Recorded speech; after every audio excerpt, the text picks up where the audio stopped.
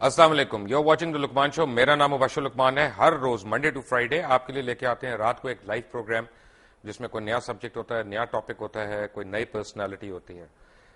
کافی عرصے سے مجھے کافی لوگ کالز بھی کر رہے تھے اور پوچھ بھی رہے تھے کیونکہ رمضان المبارک کا مہینہ ہے اور لوگ کہہ رہے تھے کہ جی آپ کوئی ایسا پروگرام کریں جس میں ہمیں دین کے متعلق بھی کچھ سیکھنے کو ملے یا کچھ علمیت میں ہماری اضافہ ہو.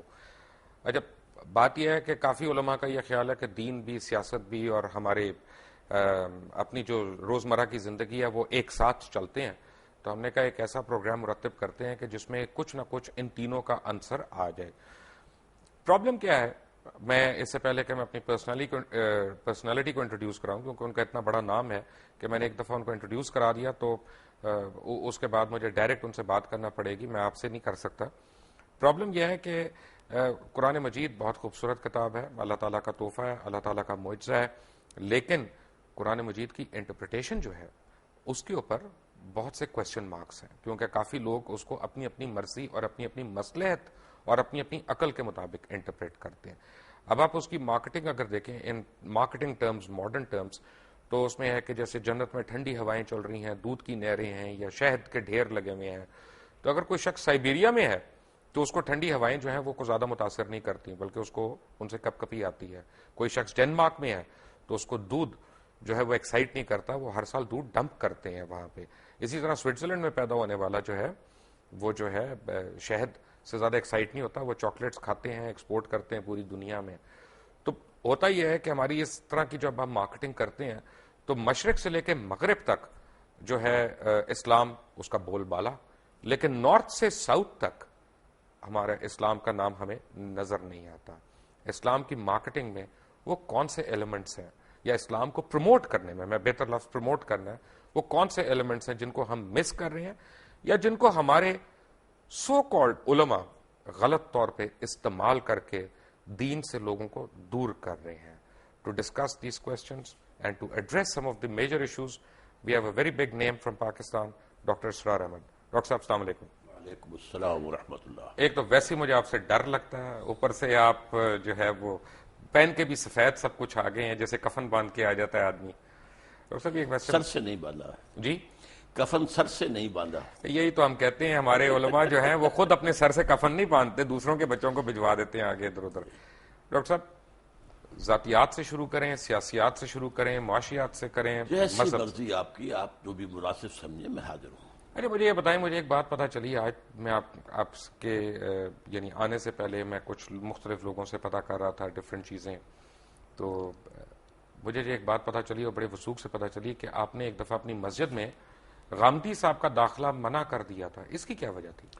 میں نے منع نہیں کیا تھا، اصل میں وہ وہاں آ کر جو ہے کچھ ایسی حرکتیں کرتے تھے کہ جس سے وہاں انتشار پیدا ہوتا تھا. تو ہمارے ایک صاحب نے اپنے طور پر جا کر ان سے کہا تھا کہ آپ ایک طرف تو ڈاکٹر اسرار کو کہتے ہیں جاہل ہے اور گمراہ ہے، تو آپ یہاں کاہے کو آتے ہیں؟ تو بس اس کو انہوں نے سمجھا کہ گویا کہ یہ میرا حکم آیا ہے، لیکن میں نے کوئی روکا نہیں تھا. آپ نے میسج نہیں بھجوایا تھا ان کو؟ حالانکہ وہ آپ کے مسجد کے ساتھ رہتے تھے بالکل وہاں پہ. کافی دور رہتے تھے، وہاں سے ان کے بالکل پاس تو مسجد تھی ای نہیں، وہ بلاک. گائے کرائے پہ لے کے تو نہیں آتے تھے نا، وہ جس طرح آتے تھے وہ 2 منٹ کی ڈرائیو تھی ان کے لیے. جو بھی تھا، لیکن یہ کہ بہرحال وہ ایک مسجد چھوڑ کر میرے پاس آتے تھے. مسجد ان کے پاس تھی ای بلاک ماڈل ٹاؤن کی آپ قریب کی میں. شخصیت اتنی محصور کن ہے کہ ان کو آنا پڑا. لیکن ان کے لیے میں نہیں ہوں، وہ مجھ سے بہت بنیادی اختلافات رکھتے ہیں تو ہم اور مجھے ان سے بہت بنیادی. تو ہمارے جو پیروکار ہیں ان کو ہم یہ حق دیتے ہیں کہ کسی کو بھی مسجد میں داخلے سے منع کر دیں. نہیں، میں نے منع نہیں کیا آئے، لیکن یہ کہ کوئی وہاں پر ایسی ایکٹیویٹی نہ کرے. ڈاکٹر صاحب شروع کرتے ہیں اب اسلام کیا انسانیت کے عمل سے، جہاں سے انسان بنی نوع انسان شروع ہوا، کیونکہ سب سے پہلے تو وہی سوال آئے گا. آدم علیہ السلام کے ہم سارے واقعات ہم نے سنے بھی ہیں، پڑھے بھی ہیں. اما حوا یا بی بی حوا، ان کا ذکر قرآن مجید میں کس جگہ آیا؟ قرآن مجید میں آیا ہے دونوں سے خطاب کر کے کہ اے آدم، تم اور تمہاری بیوی دونوں جنت میں حوا رہو. کا نام تو نہیں آیا. حوا کا نام نہیں ہے. اسی طرح حابیل کا نام بھی نہیں آیا.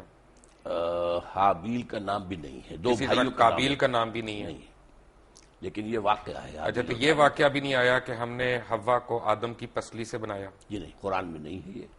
یہ ایک حدیث میں یہ بات الفاظ قرآن مجید جو انسانیت کو شروع ہونے کا بتا رہا ہے اس میں یہ کوئی واقعات نہیں ہے.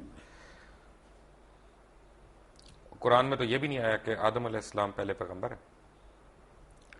نہیں، قرآن مجید میں آیا نا کہ جب ان سے کہا ان کا پیغمبری کا نہیں آیا. نہیں، اتر جاؤ. نہیں، اما یاتینکم منی ھدی، جب جب میری طرف سے ہدایت تمہیں آئے گی. گویا کہ اس کا پہلے سے اعلان تھا کہ ہدایت آتی رہے گی، اور وہی ہدایت وہی کی ہدایت ہے جس کو وہ ہدایت آتی تھی وہ نبی ہوتا تھا. اصل میں قرآن مجید جہاں تک ہماری اور ویسے بھی قرآن مجید میں ایک مقام پر ان اللہ اصطفیٰ آدم و نوحا وآل ابراہیم وآل عمران علی العالمین، تو جہاں انبیاء کا ذکر ہے ان میں سب سے پہلے حضرت آدم کا ذکر ہے سورہ آل عمران میں.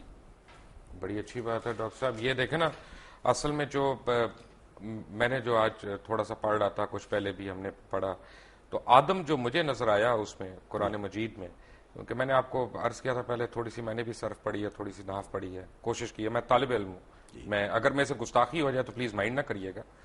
آدم جو ہے وہ بنی آدم کا ذکر ہے قرآن مجید میں، وہ ایک شخص کا تو نہیں ہے. مثلا میں آپ کو ایک آیت دکھاؤں، پڑھ کے سناؤں. نہیں، لیکن بہت سی جگہوں پر آدم ایک کی حیثیت سے، اصل میں یا آدم اسکن انت وزوجک الجنہ، اے آدم تم اور تمہاری بیوی رہو جنت کے اندر. تو یہاں بنی کہاں آیا؟ وَلَقَدْ خَلَقْنَا، یہ آیت آپ سورہ اعراف کی پڑھ رہے ہیں. جی بالکل، ٹھیک ہے. تو یہ قرآن مجید میں مختلف تعبیرات ہیں. جی، صورناکم وَلَقَدْ ثم قلنا للملائکۃ خلقناکم. اسجدوا. اب اس سے اندازہ جو ہے یہ لگایا جا سکتا ہے کہ شاید پہلے ایک نوع جو ہے، نوع آدم، وہ پیدا ہوئی ہے، یعنی پوری ایک خلقت، ایک خلقت، ایک نوع، ایک آدمی نہیں، ایک سپیشیز، ایک آدمی نہیں، ان میں سے ایک آدمی چنا گیا ہے. یہ ہے در حقیقت اس آیت سے جو بات نکلی. تو جو ہمارے ذہن میں کانسیپٹس ہیں کہ آدم علیہ السلام، بابا آدم جس طرح ہم کہتے ہیں اپنی کہانیوں میں، ہماری ٹیکسٹ بکس میں لکھا ہوا ہے، اور اما حوا اور یہ اور پسلی سے نکلنا، یہ سب غلط ہے. پسلی سے نکلنے کا قرآن میں کہیں کوئی ذکر نہیں ہے. اور یہ غلط ہوا نا پھر. اب میں نہیں کہہ سکتا، لیکن یہ کہ قرآن میں ذکر نہیں ہے اس کا یہ مطلب اگر ڈاکٹر صاحب قرآن میں نہیں ہے تو غلط ہے. قرآن مجید میں اگر ذکر ہی نہیں ہے تو غلط ہوا نا. نہیں، ضروری نہیں ہے. قرآن میں ہر شے تو نہیں ہے. قرآن مجید میں ایٹم بم کا ذکر تو نہیں ہے، تو یہ تو نہیں کوئی بات ہوئی. وہ تو ایک بات ہے جس کا ذکر کیا. ایٹم بم سے ہمارے دین کا تو تعلق نہیں ہے نا. نہیں، لیکن یہ کہ آدم حوا سے بھی بڑا آدم حوا سے تو آدم سے ہے. آدم نبی تھے. کون سی حدیث میں ذکر ہے حوا کا؟ کس کا؟ بی بی حوا کا. خیر، میں احادیث پر میری کوئی زیادہ نگاہ نہیں ہے، لیکن یہ کہ قرآن مجید میں ان کی زوجہ کا ذکر ہے. کیا یہ صحیح نہیں ہے ڈاکٹر صاحب؟ کیونکہ آپ اف آئی میں کم ٹو یو اگین، آپ کے ذاتی سوال میں کر رہا ہوں، کیونکہ آپ کی بھی ٹیچنگز وہی ہیں جو بہت پہلے جب آپ جماعت اسلامی میں ہوتے تھے، اور جب آپ نے جماعت اسلامی چھوڑی تو وہ ہم کہتے ہیں نا کہ جماعت ایک ایسا کمبل ہے کہ بندہ چھوڑتا ہے کمبل، لیکن کمبل بندے کو نہیں چھوڑتا. تو وہ آپ کے اوپر آج تک وہ حاوی ہیں ٹیچنگز. اس سے بہتر تعبیر یہ ہے جس نے کہا تھا کہ جو لوگ جماعت سے نکل جاتے ہیں ان میں سے جماعت نہیں نکلتی. یہ ایک بہتر تعبیر ہے کہ جماعت کا ایک بنیادی فکر. سردیاں آ رہی ہیں تو کمبل کا ذکر بہتر ہے، جس نے بھی کہا. لیکن اصل میں بات یہ ہے کہ بائبل تو ہے نا لائبریری آف بکس. جی ٹھیک ہے نا. جیسے جوش بائبل جو ہے 39 بکس ہیں، اسی طرح پروٹسٹنٹ بائبل بھی 39 اور 27 ہے، کیتھولک جو ہے وہ 46 بکس ہیں. لیکن ایک بک ہے بائبل کی، اس کا نام ہے بارنباس، جس کے اوپر جتنے جوش فرقے ہیں، کیونکہ ان میں بھی بہت فرقے ہیں، اور جتنے عیسائی، یا عیسائی نہیں کہنا چاہیے، مجھے ایک میرے ویور نے کہا تھا جی مسیح کہا کریں آپ ہمیں، مسیح برادران کے فرقے ہیں، وہ ساروں کا اس سے اختلاف ہے کہ یہ ہمارا بائبل ہے.